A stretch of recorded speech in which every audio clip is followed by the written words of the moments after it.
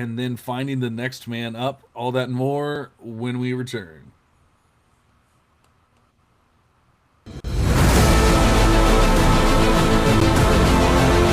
Welcome to the Devy Devotional Podcast, a show devoted to college prospect evaluation with a fantasy football focus. With your hosts, John Arrington, Aaron Wilcox, and Andy Starr. This podcast brings you actionable strategies and player-driven analysis for your Devy, C2C, and Dynasty leagues. Let's dive in.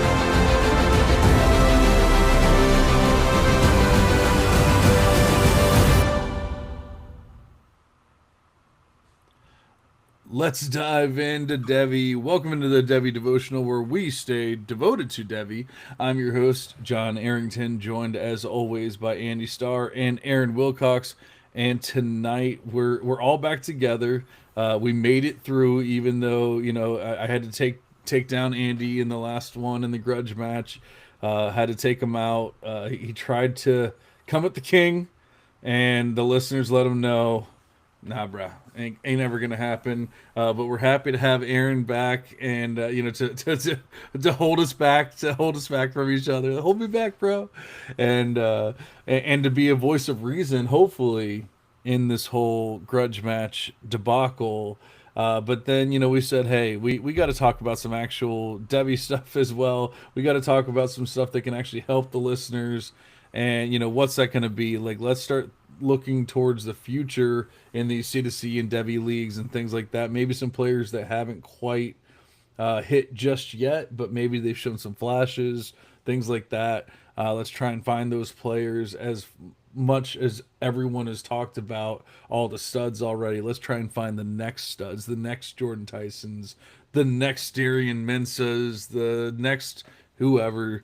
Not Kenyon Sadiq, because we actually want them to catch the ball and get a bunch of yards and stuff like that. So not Kenyon Sadiq. Uh, Aaron's not happy now. So first, let's check in with the boys. Aaron, did I piss you off already? No, you're good. But that's future first round NFL draft pick, Kenyon Sadiq, you're talking about there. Oh yeah, and I forgot to change. Aaron just said I forgot to change the title of this one, so it still says the Grudge match. So I guess we should still be fighting. Yeah. We can fight about Kenyon Sadiq. No, just kidding. He's already, he's done enough to cement at least some high interest and promise for NFL purposes, even if it's not going to work CFF wise, like as that like elite type of production. But you could say some of it's the offense this year that's just very efficient at running it, but kind of hiding from really airing it out under Dante Moore. But anyways, I'm excited to get into our topic here, looking a little bit ahead to some potential future breakouts. Happy to be back with you, John, with you, Andy. Last week's Grudge match was fun to kind of see you guys debate it back and forth with Makai Lemon. I basically fall like right in between you guys, probably a little closer to Andy. Like, I think he's good. I think that some of the comps that get thrown out there maybe a little lofty, right? But yeah, I think he's a solid enough player, just maybe not elite by any means. But it's a solid class coming up. I'm excited for this upcoming wide receiver class in this 2026 NFL draft. So, once was kind of thought to be a weak class, it's shaping up to be a little bit deeper than expected. Andy, I was not expecting Aaron to come on here and side with you. I almost did the master mute for the first time ever on the pod, but I didn't. So how are you doing tonight, buddy? Yeah, I mean, I think if you take a step outside of your little echo chamber, you might find that you're not always winning. But, we had to drive some interest. I had to throw some crazy comps out there, even though I knew deep in my soul that they were outlandish. But, yeah, I think at the end of the day, most people would agree that I did win that Grudge match. But, hey, I'm open and welcoming to your own opinions. You can say you won if that makes you feel better. You're my friend at the end of the day. Your mental health and well-being is what's most important to me. Okay, we're friends. Speaking of friends, Jeff is in the chat. He says, "Hey fellas, long time no see. Hope you're well. I honestly was starting to get a little worried about Jeff because he used to be here for every stream, and it's been a while. So I was about to send out a search party, but here he is. We appreciate you listening, buddy, and hope you're doing well as well. Let's talk soon. So, guys, I mentioned at the beginning that we haven't done a guess the guy in quite some time. The last time we did one, it was kind of like let's trick you guys into hating Garrett Nussmeier as much as I do kind of deal. And so I was like, why don't we do a real guess the guy, a random player, not no no what's the word I'm looking for? Like I'm not trying to trick anyone here, no tricks, no just treats, I guess. And let's just guess the guy.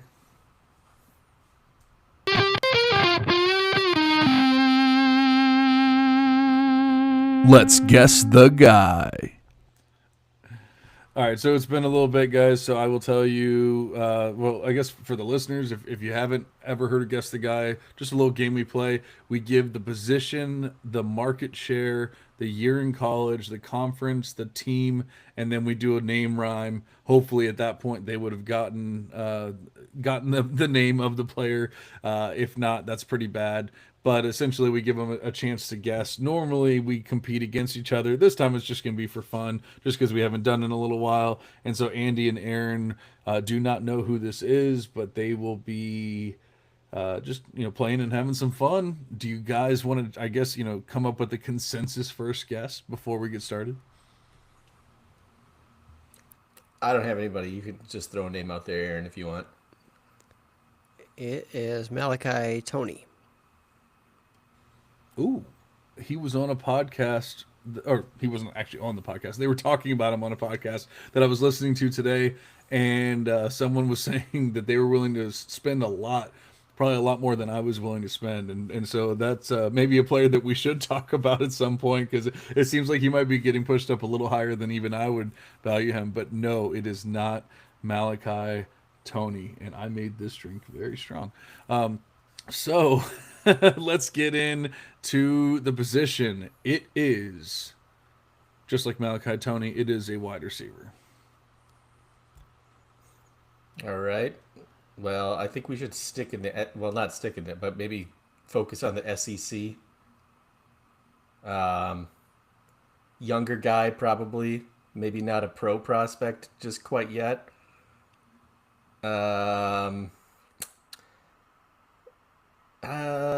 I don't know. Do you have any? I'll say Omega Blake, but if you want to think of somebody else, then you can, Aaron. Even though that guy is definitely going pro this year.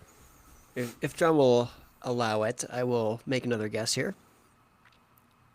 Yeah, give us both a guess. Yeah, that's fine. Okay. I am going to go along the same lines as Andy. Guess an SEC player, a little bit younger, in Vernell Brown, the third, Florida freshman wide receiver.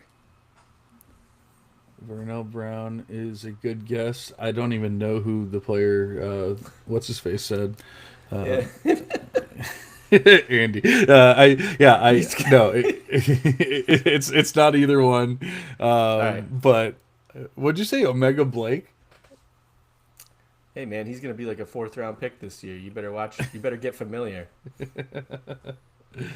Oh man. Well, according to NFL draft, NFL mock draft database, there we go, .com. There's only like 4 wide receivers that are actually going to be drafted in the first 3 rounds right now. So, and actually, I love using them as a resource. I'm not even like really knocking them. I just feel like it seems like they're kind of, I don't want to say behind the times, but it's like there can't be that few wide receivers. There can't be that few good wide receivers. So like something's got to give at some point. It's kind of like at the beginning of the season when people put out their mocks and there's like 8 QBs in the first round. It's like, guys, come on, this is never gonna happen. So it's kind of like that, but the opposite. But no, it is neither one of them. So let's move on to the market share. And this is going to be for this season. Okay. So I know in the off season, obviously it was the previous season, but like this is going to be for this season, just to be clear.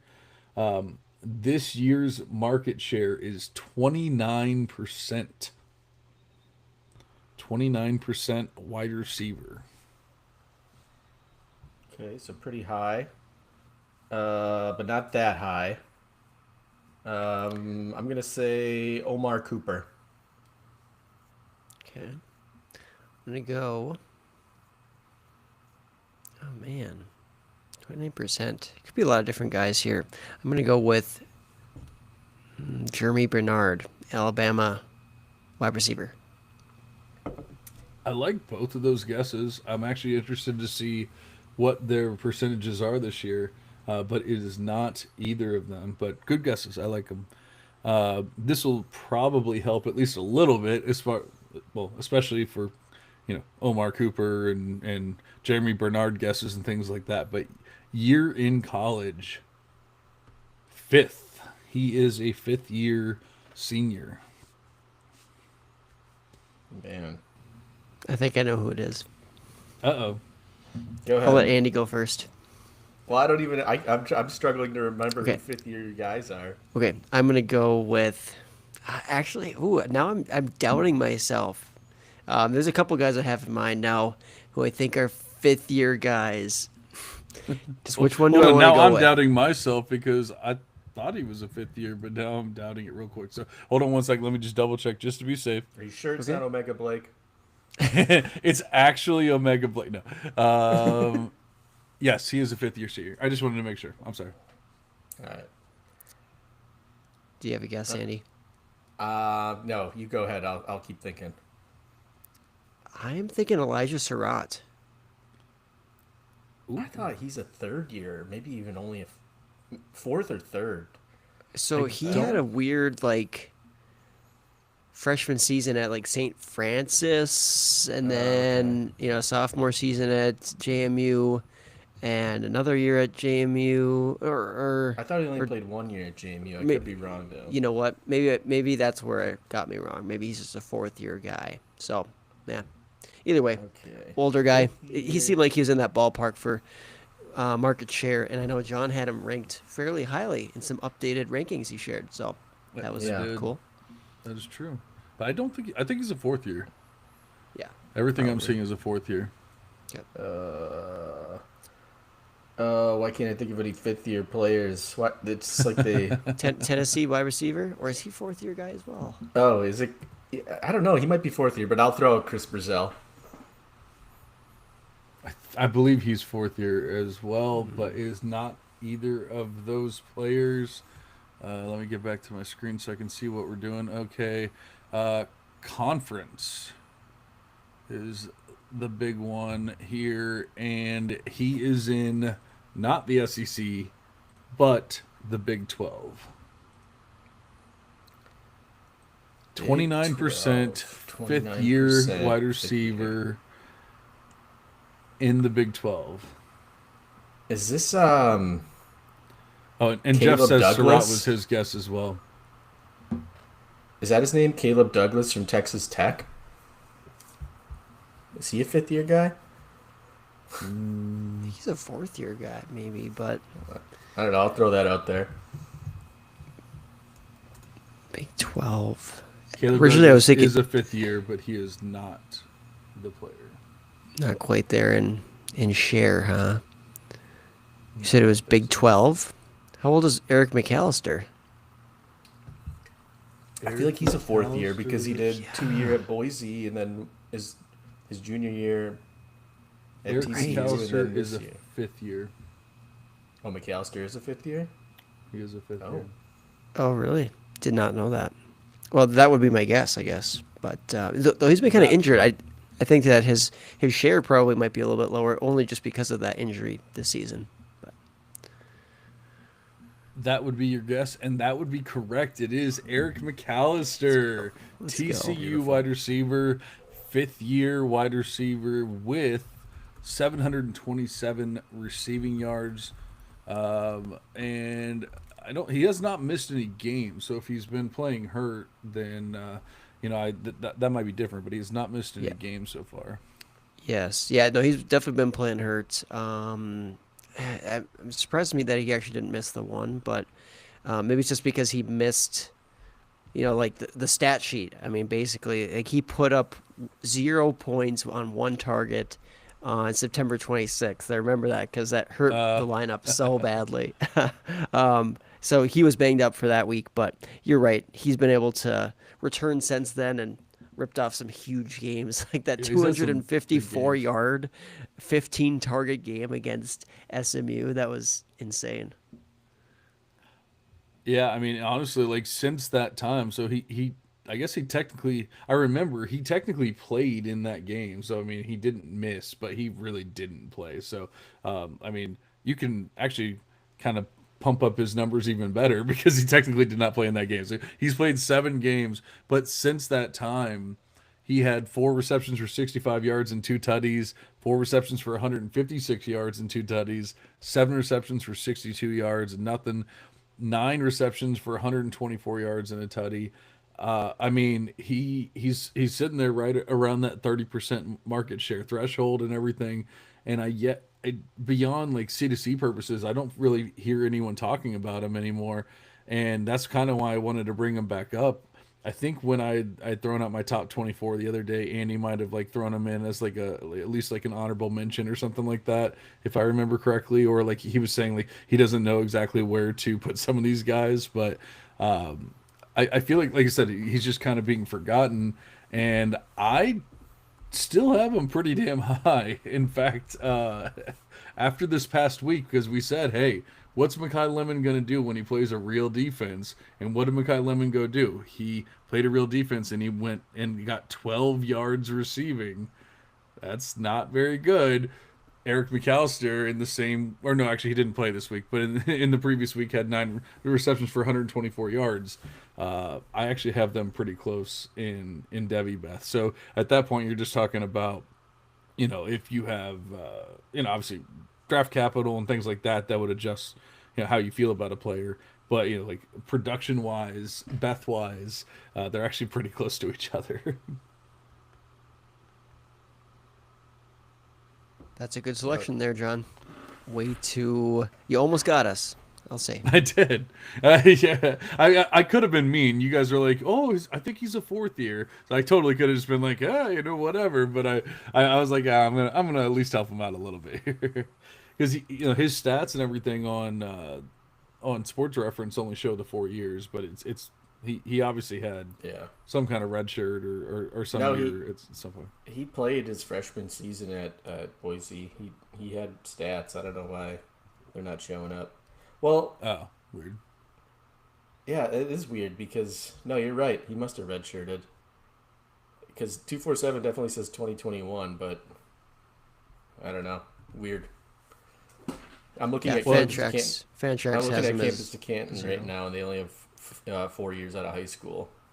But yeah. that's It's not showing right. 5 years on Fantrax. So Well, that was what I was. I confused myself for a minute because I was looking at his Sports Reference and it was only showing the 4, and I'm like, I'm pretty sure I have his 5th year as right.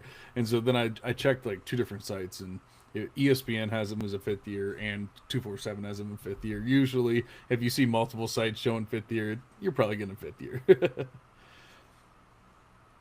that's fair. Though I will say, it's always hard to get excited about guys who are, really breaking out and being dominant in their 5th years, right? Because they're older than other guys, more years to develop, more familiarity, sometimes within offenses, those types of things. So, it's great. He needs to be a stud this year to really matter at the NFL level. Still a little bit more of a, dart throw compared to young guys who are doing the same type of thing, right? So, but yeah, there's intrigue there. Absolutely. Well, I thought it was kind of interesting. It kind of plays into what we were going to be doing for the main event here with the next man up kind of deal, because it was really weird when he wasn't really getting on the field, or he wasn't he wasn't running as many routes as we might have liked to have seen last year. And it was because the team was just obsessed with Jack Best, and so they kind of let him do his thing, and they're like, hey, McAllister will be our guy next year. He'll be the next man up, and it's 100% been that way. Minus that one game. In fact, through 8 games, he's already matched his totals from last year. So I mean, he's looking to kind of demolish those. He had 13 games last year with 762 yards. 39 receptions. Well, he's at 8 games, 37 receptions, 727 yards. And he's already the yards per reception are the same. The touchdowns are up. Like he's obviously playing better. He's staying efficient. Like things are looking better. I get that he's a fifth year player, but when especially in what was probably going to be considered like a down class and everything, at least overall, a name like that is someone you probably want to remember in like your third rounds and things like things around there at the very least. I don't know if he's going to get pushed up high enough to get into your second round or maybe. I guess it depends how he tests and all that. I would assume he's going to test pretty well. Aaron might be able to attribute or attest to that a little bit more. But Andy, what do you think of Eric McAllister before we move on to the I liked him a lot Devy better talk? when I thought he was a fourth year player. But We're changing minds tonight. you know, he did have a breakout season at Boise, but that's obviously G5 level. But closing in on 30% for his junior season there, and he's never really. I mean, now we're sitting at close to 30% in the Big 12. He's not my favorite guy. Jack Besh, obviously, it worked out for him to get this high draft capital, but it's not really working out for him in the NFL. And I could see a similar, story play out for McAllister, if that is the trajectory that he's following. McAllister or Makai Lemon? Come on, dude. Were you serious? You've got them close to each other? Like, that's crazy. I mean, I could show you the screen. McAllister's actually ahead of Makai Lemon. Well, you go. If that's how you want to play the game, then you're more than welcome to. I will. All right, Aaron. Anything to add before we move on? Diving into Devy. No. I think we said everything that needs to be said. A little bit of controversial stances there on him. So I mean, we'll see what Eric McAllister can do rest of the season. But yeah, he's been a very good college fantasy producer. That there's no doubt about that. But yeah, like you said, the main event. Getting into some predictions here. Let's dive into Devy.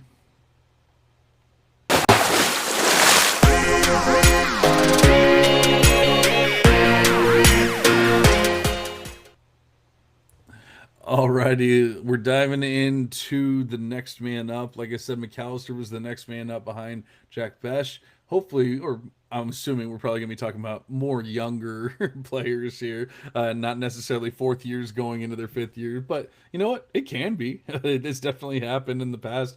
At one point, Joe Burrow was the next man up as a fourth year senior going into his fifth year. So it definitely can happen.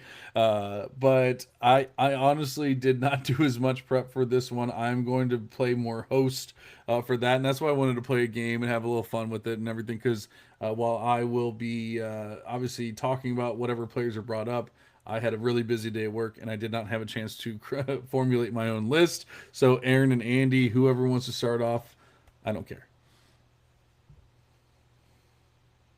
All right, I will go first. I kind of wanted to, use this time to like bring up people that maybe nobody has heard of before. Maybe that's a good idea or a bad idea, but I could go through a few of them here, and I'm just trying to figure out which one I'm most excited about. Well, let's start off with a guy who's probably on a lot of radars right now.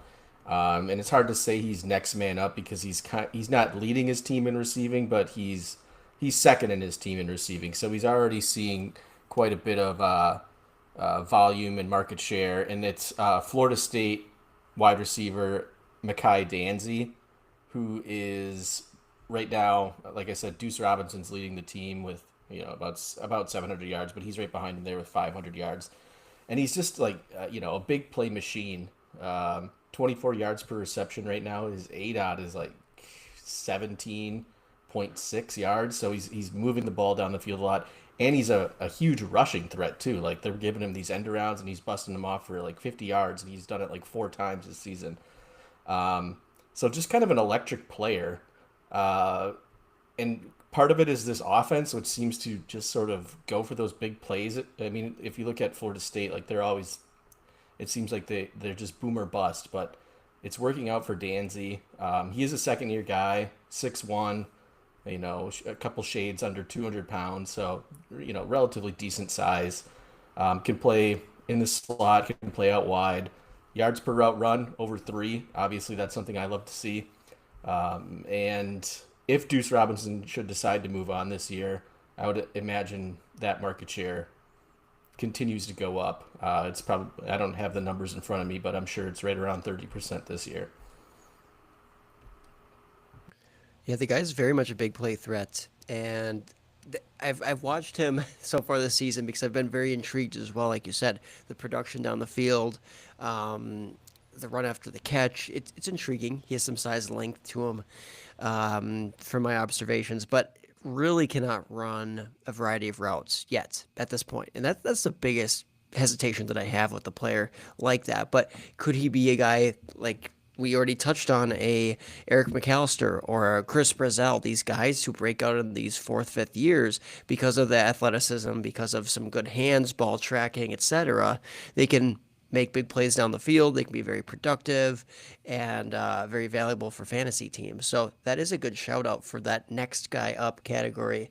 A lot of success potentially in the future for him as he's in the second year, so he's got a couple years left in college if he wants it. So that's a good shout out. Just a guy who needs to develop more with the nuance to the position and the extensiveness with his route tree. I think what happens with Deuce Robinson is going to be a good litmus test of what happens with Makai. Is that his name?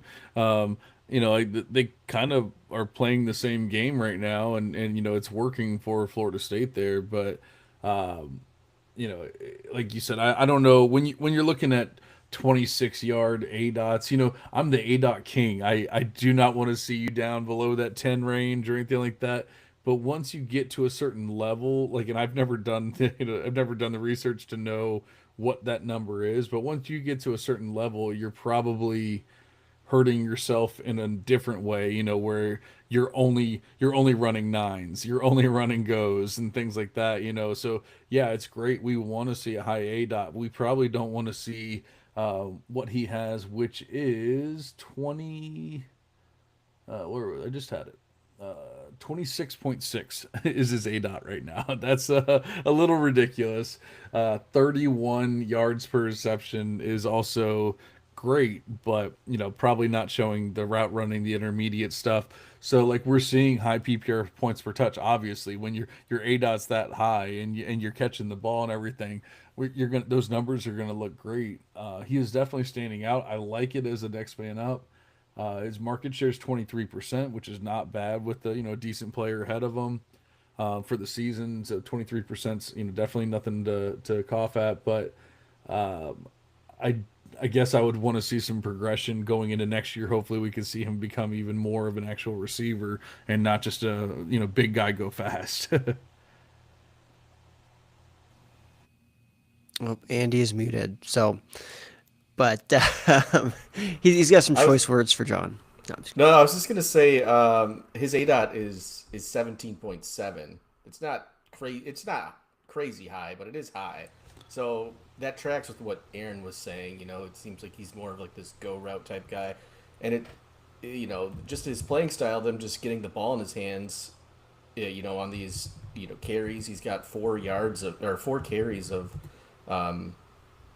I don't know what the distances are exactly, but they're 4 big time runs. He's got at least 2 runs of 50 yards or more.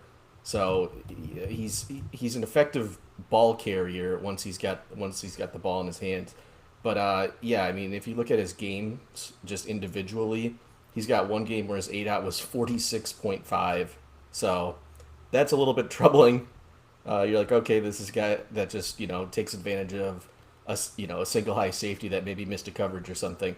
A couple weeks ago his A dot was 35, but there are games, where his A dot was 3 as well. So you kind of have to, figure out what exactly this guy is. And he is only a sophomore. I think we'll get to see some more development next year. as far as route running and what he's really capable of.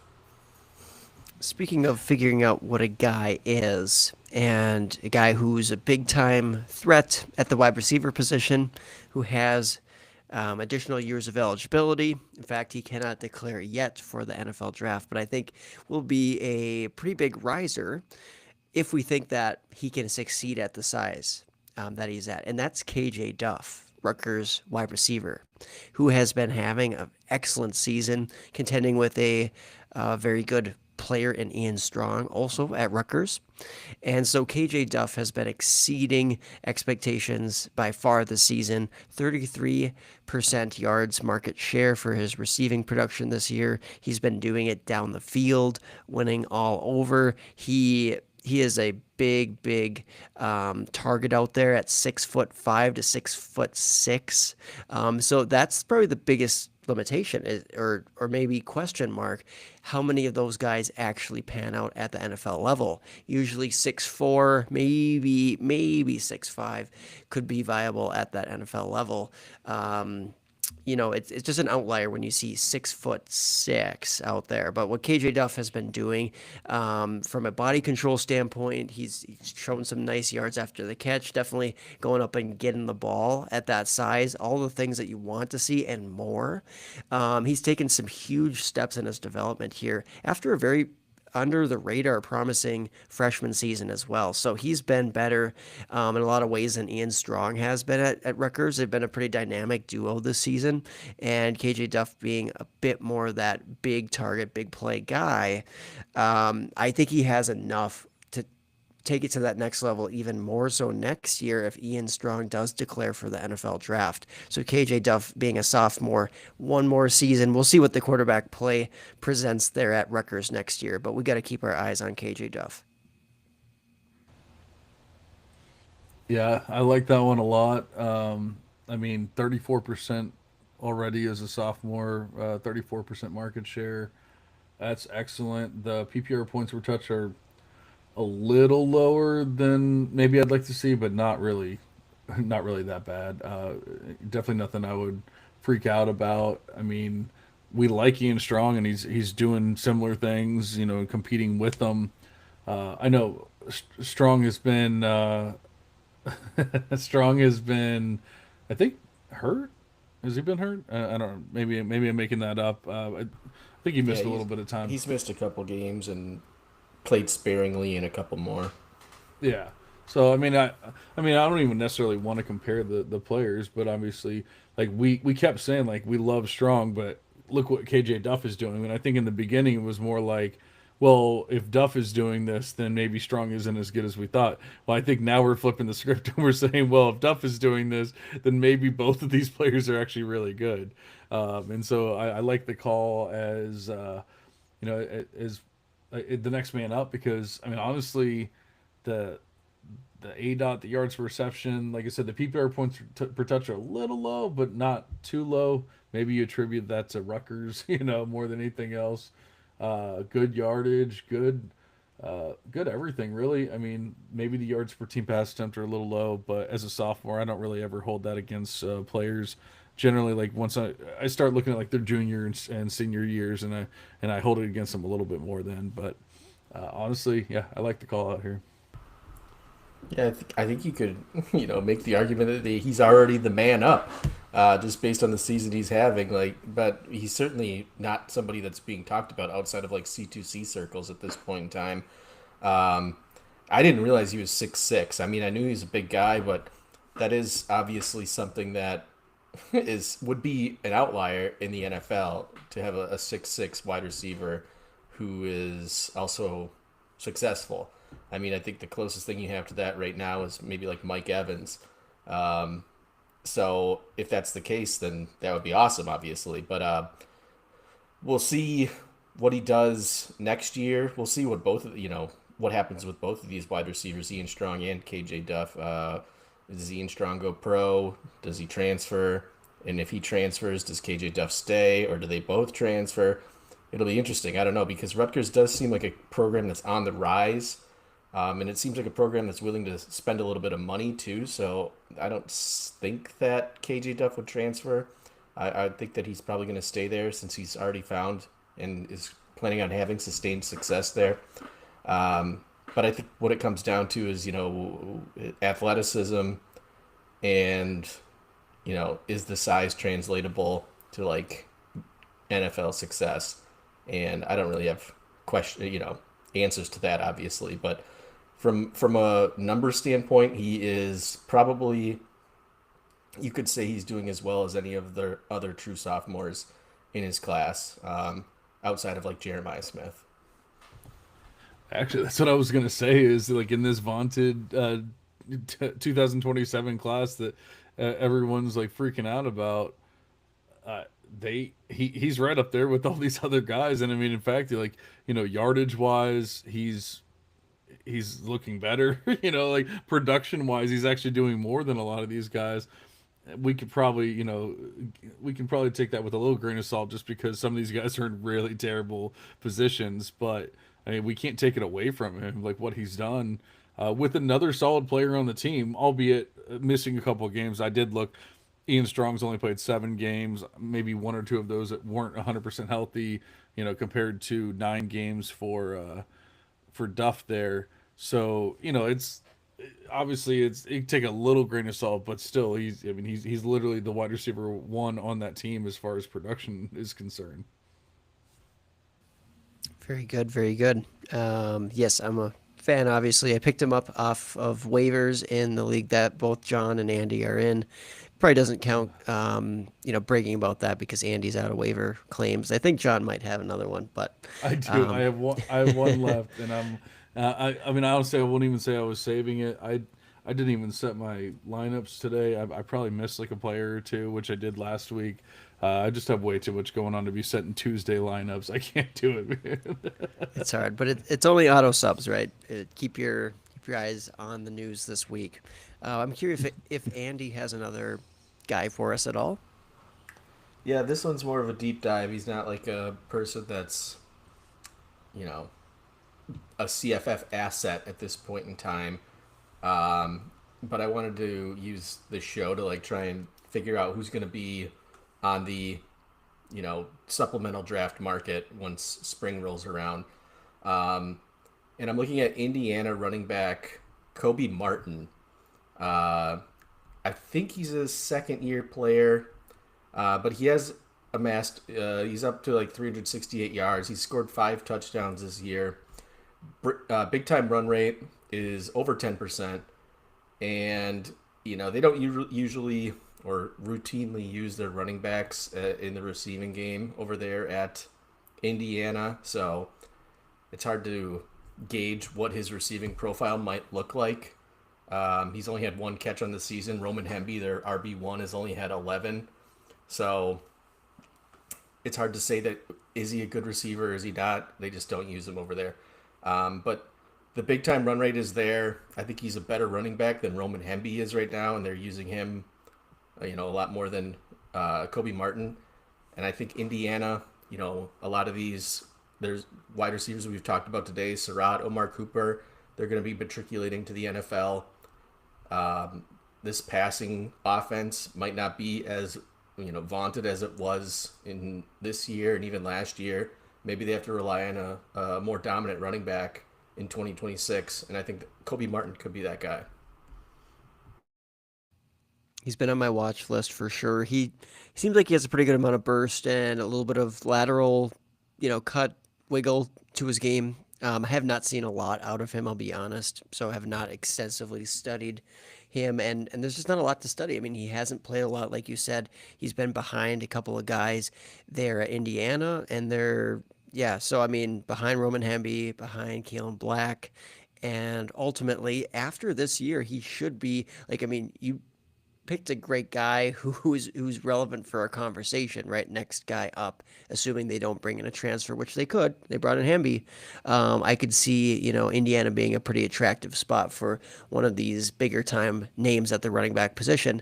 Assuming that doesn't happen, because right now we we just don't know.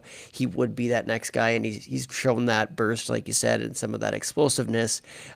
Just hoping he can continue to get some opportunities. He is a second-year guy, so redshirt freshman. I think you mentioned the redshirt part of it, but still impressive. He's been doing some things that should at least garner our attention as a deep sleeper, like you said. Not a guy that we're putting into lineups this year, but maybe in the future. Yeah, I mean, just looking at the profile, I don't know that I like am absolutely in love with him. And if you actually look at, like I wonder if he's just a product of the system. They're 9-0, they're winning games, they're throwing him out there when teams are probably gassed and things. And his numbers look good, except for like if you look at Lee Beebe's numbers, they actually look better. And they're both in a small sample of 27 rushing attempts for BB or 51 rushing attempts for Kobe. So like they're both, but BB's actually a little more efficient even than Kobe is. So I'm kind of wondering if it's more like the offense, if it's more of like just I don't even know want to say like next man up, but is it like almost garbage time, kind of deals. Are we salting away games with these players? Where Hemby is the one getting the majority of the touches and not looking great with it. This is not a Roman Hemby thing. Like I'm not saying like I love him or anything like that.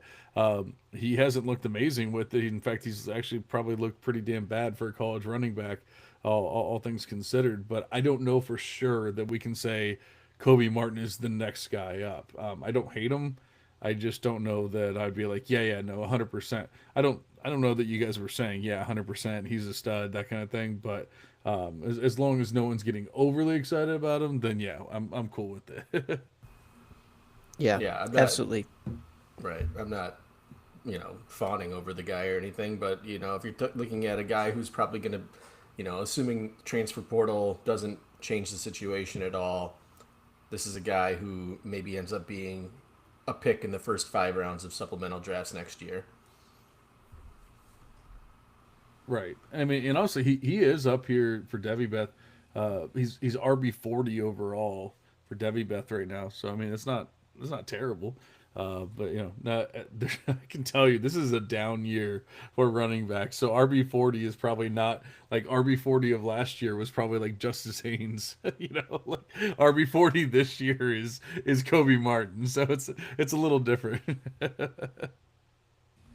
I will mention two names. One of them I will, I guess, bring up for John, and one of them I'll bring up for me. So there we go. And this is a guy that John and I have we kind of argued back and forth on a little bit, but De'Aaron Hill at Oregon and Jordan Davison at Oregon. And so a little bit of a back and forth, like which guy really succeeds Noah Whittington? Like who takes over there? And we don't know if like Jaden Lamar will stay there, Jay Harris will stay there. Riggs, I think, is another guy there. Like Makai Hughes is gone, right? He played his 4 games like barely, right? And he's gonna be transferring out. So we figured out that situation. We navigated that well. But who is the next guy up? I've always been a De'Aaron Hill guy, so definitely have invested him in leagues. And I know John has aired more on the side of Jordan Davidson. Davidson is the more bruising, more of that hammer type of running back who's had some really big games this year, right? So he's kind of opened my eyes like, is this guy, does he have a little bit more to his game than just kind of that plodding style that he ran in high school? And then De'Aaron Hill is that lightning back who's been electric, explosive this season, but not quite as high a volume. He does have more yards than Jordan Davidson. He is 3 yards per carry more efficient. He is more explosive as a receiving asset, right? But Jordan Davidson, he's been punching it in. He has 10 rushing touchdowns. That very easily leads Oregon in the rushing game this season. So we're seeing two guys who could vie for and fight for a lead role next year. I think they're going to continue to rotate backs. It seems like that's their preference right now. But both of those guys are going to vie for the next man up category. And I don't know if we can for sure say it's only going to be one of them that steps up, but both are very much guys that we should be keeping an eye on. I'm with you here. I honestly feel like this might be one of those times where it really is both are the next man up. And I think they both have their roles. I'll I'll caveat your yards per carry with if he's that much of a goal line back, obviously that's going to drop his yards per carry for Jordan Davison, and that's why I look at more things like PPR points per touch and all that, which is obviously going to be high for guys that score that many touchdowns. But Davison's PPR points per touch are at 1.8, Deer Hills are at 1.5. They're both around the same scrim yards per game. So I mean, they're kind of playing two completely different roles, and yet they're kind of doing very similar things. Maybe in different ways, but ending up in the same, like scoring wise and things like that. So, 25% big time run rate for Deer Hill, which is just unbelievable. But he also only has 39 rushing attempts, so it's not that insane. And once again, are we salting away games? It's tough to know exactly when some of these runs are coming from. But then Jordan Davison, we were worried, or at least Aaron especially was worried about his athleticism. He really thought he was just a straight line plotter, and 7.8% big time run rate definitely doesn't scream like athletic stud, but it's also not the end of the world either. I mean, believe it or not, Bijan Robinson was close to like a 7.8% when it was all said and done for big time run rate. Some of these bigger guys that's just not really part of their game, but they have that they can produce in other ways. And I'm definitely not comparing Davison to Bijan, at least not yet, not yet. But Andy, what do you think of these two? Do you have a preference, or do you think it's going to be kind of like a tandem backfield, like I'm kind of leaning? Yeah, well, it is going to be a tandem backfield. I don't know if that's necessarily a bad thing. I think you can have two running backs in a system and both of them be good. We saw it with Travion Henderson, Quinshon Judkins last year. We're seeing it this year with Darian Price and Jeremiah Love. So it's possible that it's just successful. You see it in the NFL too with Jahmyr Gibbs and David Montgomery. So I don't know that you have to, pick one over the other. If I'm going for a ceiling play, I think I would take De'Aaron Hill. I think he offers more big play ability. He's not 240 pounds, which I think is a bit of a red flag for Jordan Davidson. I'd like to see him, drop down to, the 220 range at least. But and I like where De'Aaron Hill's playing right now at like 205 pounds, which is great. Aaron likes to call De'Aaron Hill the next Bucky Irving, which would mean he's the next Jahmyr Gibbs, because as I've famously called Bucky Irving the next Jahmyr Gibbs. John disagreed with me wholeheartedly on that, but we know how things stand here with what happened. I don't know where this came from. I would say wholeheartedly. You're like, it might be a little bit hyperbolic, and it might have been. But hey, I'll take my wins when I can get them. But yeah, I think if I'm gonna go for the upside play, the ceiling play, I would probably lean De'Aaron Hill out of the two. But I don't think Jordan Davison. Like if you look at the two, actually, Davidson has a longer his season long rush of 67 yards is longer than De'Aaron Hill's longest rush of the season, which is only 66 yards. Now, that could just be the opportunity on when that carry came or whatever, but, something to stew on, I suppose. Both of their big-time run rates are fine, Obviously, De'Aaron Hill's is fine, over 20%, but Jordan Davidson's right there at like 8%, which is fine, especially for a guy who's 240 pounds, so I can't say that either one of them is bad, nor would I. But I think I would prefer De'Aaron Hill, even though, even just looking at the last couple weeks, it seems like Oregon is preferring Jordan Davison at this point in time, just based on the amount of carries he's been getting, especially last week. But that could have just been game script. We don't know. They could completely flip the script on us next week.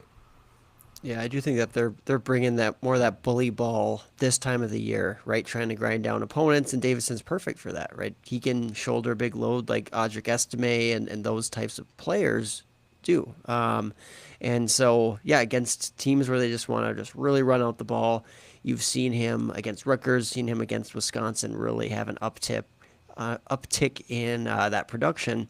I think the neat thing that Oregon does, if we just look at their whole system, it's just keep guys fresh, keep rotating them in and out, and they're going to be more explosive, more effective as a result. So, I mean, you see a lot of the great teams do this, and that doesn't that allows for guys not to get overworked, potentially less chances and opportunities to get nicked up and injured.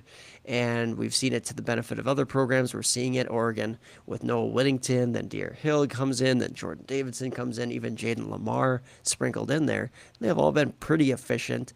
I think there's lots of intrigue there. Again, like John said, maybe it's too early to say, but that's intrigue there. Now, I was cheating, and I listed two guys. However, I think it's better that we talk about more rather than less. So, do you have a couple more guys that we should talk about here at all, Andy, or any guys that you think should be mentioned? Oh, real quick before you Yeah. move on, I just wanted to mention I still am a little scared of De'Ara Hill's size. I know they have him listed as 205, but I look at his picture and it still scares me that I don't. He does not look like a real 205. He looks like I used to weigh in for Pee Wee football, and I would eat a couple hot dogs and do all that kind of stuff to make weight and do all that kind of stuff when I was like jumping up to the next level. That's what it kind of reminds me of. And to Andy's point, he was saying he was a little concerned about Davison being at 240. He's actually slimmed down to a solid 236. So he's really he's lean and mean now. He's ready to go. And then I know Aaron touched on it for a little bit, but like you guys are 100% sure it's not going to be Makai Hughes, right?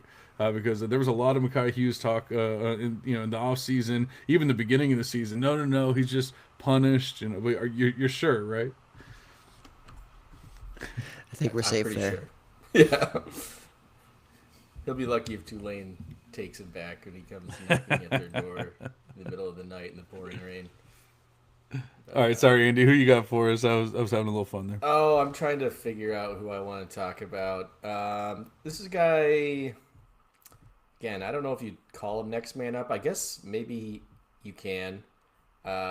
Even though maybe, let me see. I'm trying to think if he does lead the team in rushing right now. But he kind of slowed down for a few weeks, and then last week picked it back up. And it's UNC freshman running back. I'm going to call him Demon just because I think that's badass. But it's probably pronounced Demon June, but Demon June, who is now at 400 yards rushing, big time run rate, is like, what are we at here? Like 13%, 14%. Receiving threat too, 12 receptions on the year already, over 1.5 yards per route run. Size is good, 5'11", 215, what you want to see, obviously. Like I said, he had a big game against Richmond early in the year, 14 carries, 148 yards. Then just, it's like he took a back seat. Everything just sort of went downhill. He had back-to-back weeks of 16 yards rushing, 10 yards rushing, and then 39 yards rushing. Before last week against Syracuse, he finally broke out again for 13 carries, 102 yards, and a touchdown. So I got back on the Demon train, and I don't think I'm getting off it at this point. I think, I won't speak on the whole Bill Belichick situation in UNC and what happens in the offseason there. I'm just going to speak on the player and whether he's at UNC or if he chooses to go somewhere else, if there's some sort of coaching shakeup or whatever. I think for a true freshman season, it's been great, and it's probably something that maybe not enough people are talking about. I know he's still available in at least a couple of my limited waiver leagues. So this is a guy who you might see in some supplemental drafts when the spring does roll around. Yeah, Demon June, he definitely got my intrigue after that big breakout game. I expected him to take that job at UNC. Nobody else was really impressing and able to hold down that job. And then he kind of let go of it. I don't know if it's was it Bill Belichick or coaching staff, if he fumbled in practice or like a punishment of some sort for him as a freshman. And then he came back this last week with a couple of big time plays, but that Syracuse defense just seemed deflated. They couldn't tackle anybody. And what I've seen from him is not necessarily a lot of creativity. So I will give credit to guys like a guy that we identified last year as a breakout, next guy up as Hollywood Smothers. And I have to give more credit to first Andy and then John, and you guys were very high on Hollywood Smothers, who's had an excellent season. But a guy like that is very agile, very shifty and versatile, and I just don't know if I see that. I've seen Demon June run fairly physically, but I don't see elite type of burst, long speed, though he's breaking those couple of big plays, right? So we can't take that away from him and say he's just a slug out there. No. But I'm just going to say that I have some reservations or doubts on like if he's going to be that type of a guy game in and game out. I think we'll just get some big plays out of him here or there as the years go on, and hopefully more consistently, right? That's the goal, and that's what you would anticipate if he's already doing this as a freshman. So I think that's another good guy to identify there within an ambiguous backfield. Yeah, I'm kind of leaning towards the Makai Lemon route here with Demon June. He had one big game against Richmond. I think that was the big breakout game that Aaron was talking about. 14 attempts, 148 yards rushing, 10.6 yards per attempt. Then he was 5 yards per attempt after that, 3.8, 3.2, 2.5, 4.3. And then now this week against Syracuse, he had another solid showing, but it's really those two games. Everything else has been pretty lackluster. So I'm not saying that he's terrible. I'm not saying anything like that, but I would kind of pump the brakes on saying like he's definitely the next man up, just because it has not been a consistent showing a la Makai Lemon. I really feel like Demon June, Makai Lemon are kind of similar talent levels here, and it's just like, yeah, of course, you go up against Richmond, you're going to score, but you go up against, I don't know, a real team, and then, maybe you get like 12 yards or something like that.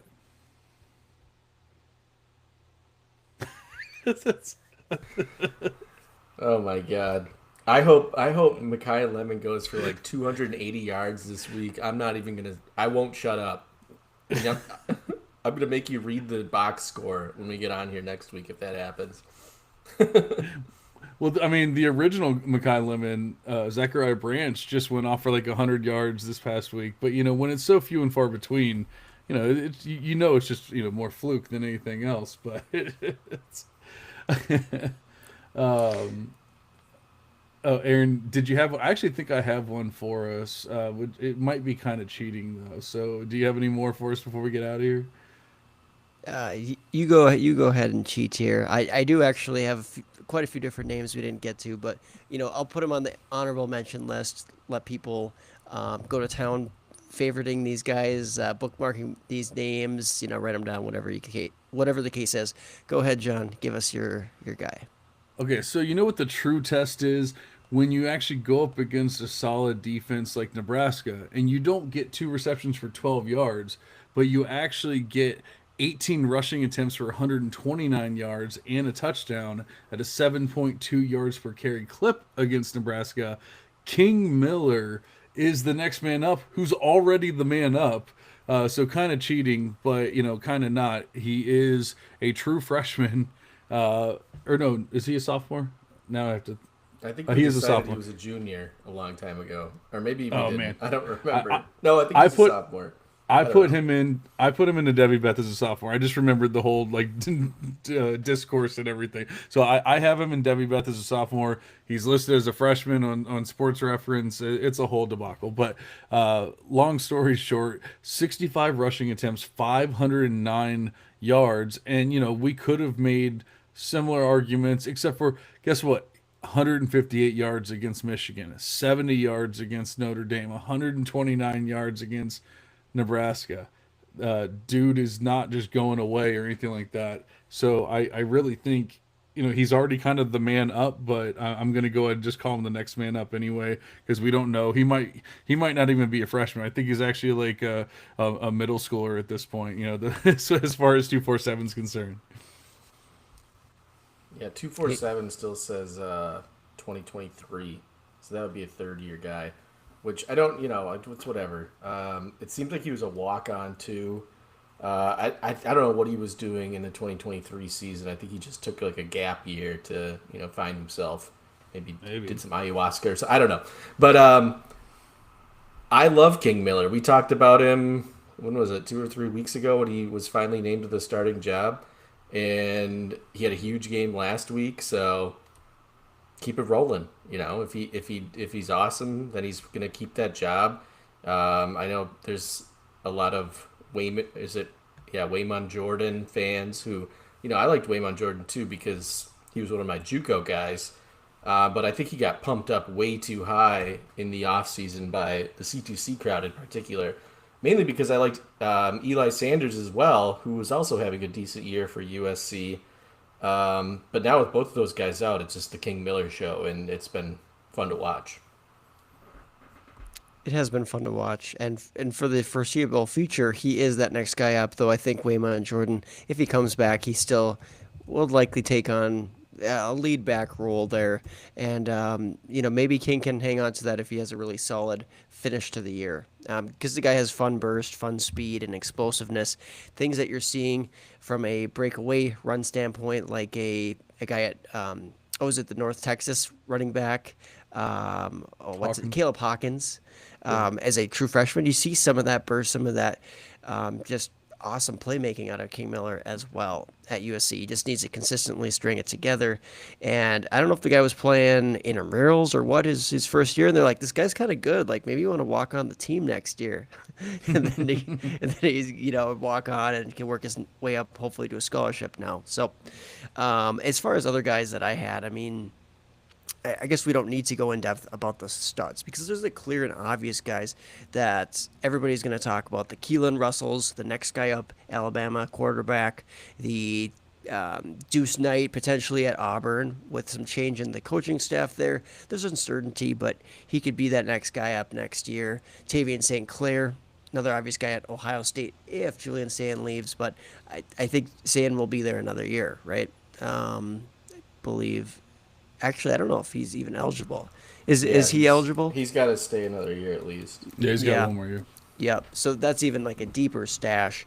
But then you got Quincy Porter at Ohio State, the freshman wide receiver who has not done a lot so far, but he's making strides towards beating that year 1-0. And I will not give up on him until like if we don't see further progression by the very end of the season. Maybe it's sometime in the playoffs. Maybe it's just garbage time. Okay. Maybe we panic a little bit more on him, but I'm not panicked yet. I think he has a very strong opportunity to become the next Carnell Tate type of a player, like a number 2 to Jeremiah Smith, and potentially a lead guy there at some point at Ohio State. And then, of course, it wouldn't be a Devy Devotional podcast episode if we did not talk about our obligatory Desmond Roebuck shout out, of course, at Washington. I was just going to bring him up. Yeah, no, I love it. He should be next up there.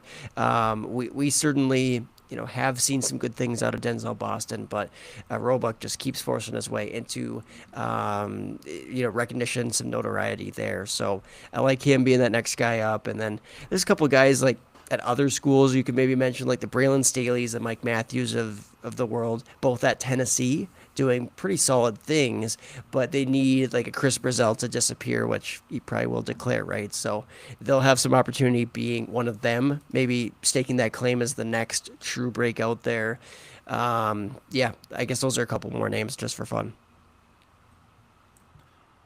Yeah, like I was looking through. I wanted to at least mention one wide receiver, and I feel like we've named most of them, but we've talked about Roebuck recently, but just to mention, he's kind of already doing pretty big things for a true freshman, and Denzel Boston's most likely going to be gone next year, and he could easily step into that wide receiver 1 role and do very well for C2C purposes, obviously, but even Devy purposes, starting off the way he started, I would say that we're on a Devy track here for sure. And I did want to just clear one thing up because I just want to be completely upfront and everything. I said 2 for 12. Makai Lemon was actually 2 for 18. So that was my mistake. I'm so sorry. I wanted to give him his due. Maybe he's better than we actually thought.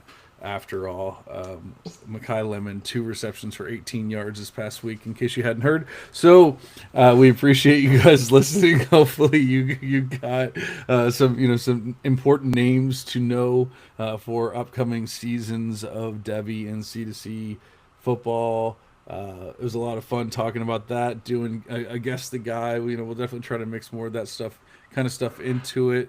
Makai Lemon, 2 for 18. Andy, do you have any words of wisdom for us before we get out of here after I destroyed you so badly in our grudge match?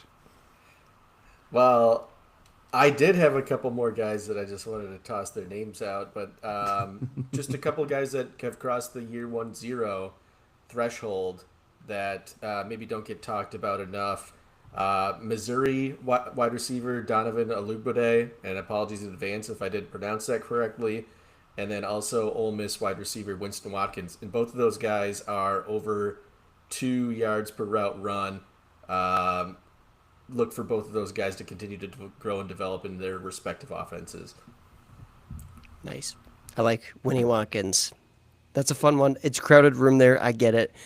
Deuce Alexander, Caden Lee, maybe he has to contend with them, but there are 2 other guys leaving after this year. So good shout out there with Watkins, in my opinion, at Ole Miss. Always a productive situation and should continue to be. Unless Lane leaves, then scrap it all, I guess. We'll see. I agree. Last player, he's creeping up, and he's really only low because of his ADOT. And you know how I don't love the low ADOT players, but I mean, obviously, Vernell Brown the third is becoming a bigger and bigger name each week. Dallas Wilson had another injury, and I think at this point we can almost even say Vernell Brown the third is the wide receiver one on the Gators. I don't even know if it's a next man up kind of thing, but it's one of those things where if you're not already in love with them, fall in love with them, get in love with them, because that was pretty much it. Oh, and then Andy had mentioned Aligbadi, or however the hell you say his name. That's definitely a good name to throw out there as well. But that is that. We are over the hour as usual. We will be back in your ears as soon as possible. But actually, I think we just got a live stream. Jeff said he heard it was a savage beating. He's so sorry, Andy. Look, we're just happy that Andy's here. He's healthy. He's happy. It took a solid week for him to recover, but here it is. Did you ever see Rocky when he was in the hospital afterward, and they're just like, we hope that he's going to be able to see out of that eye again. It was kind of like that. It was touch and go for a little bit, but we're here, and we're all here as friends. Andy, love you, buddy. Appreciate you being back here. So we will be back in your ears as soon as possible. But for now, we're gonna go ahead and cash out. See you guys.